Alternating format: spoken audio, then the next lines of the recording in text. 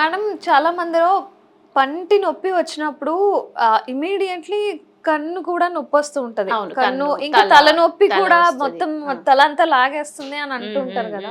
రెండిటికి సంబంధం ఏంటి?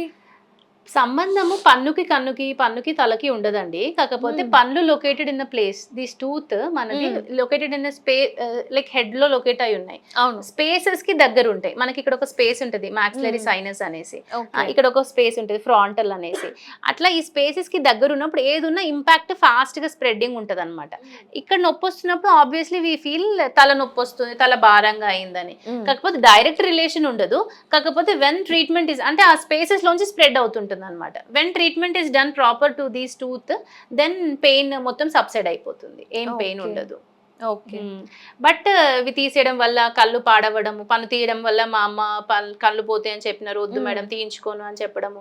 అట్లా ఇట్లా అదంతా అపోహ మాత్రమే. ఓకే. హ్మ్.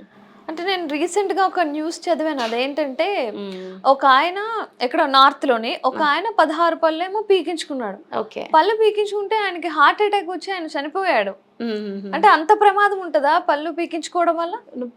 16 పళ్ళు తీయనే తీయరు యాక్చువల్లీ. కాకపోతే ఆ! ఇది ఎట్లా కొరిలేషన్ ఉంటదంటే సంథింగ్ మైట్ హావ్ హ్యాపెండ్. హ్మ్. Something might has happened.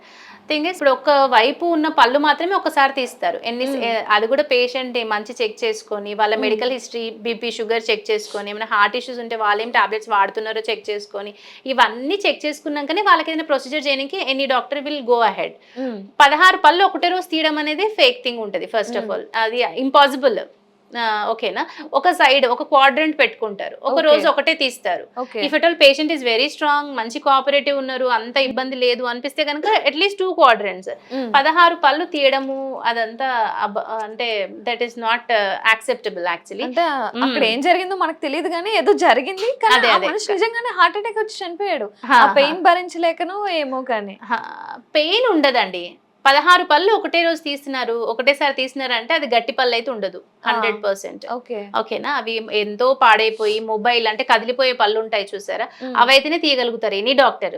Okay. ఎంత పెద్ద డాక్టర్ అయినా కూడా 16 గట్టి పళ్ళు ఒకరోజు తీయడం అనేది అసంభవం ఒక పేషెంట్‌లో. హ్మ్. అది ఇంకొకటి ఏదో కొరిలేట్ అయితది అట్లాంటి ఓకే. కేసెస్‌లో.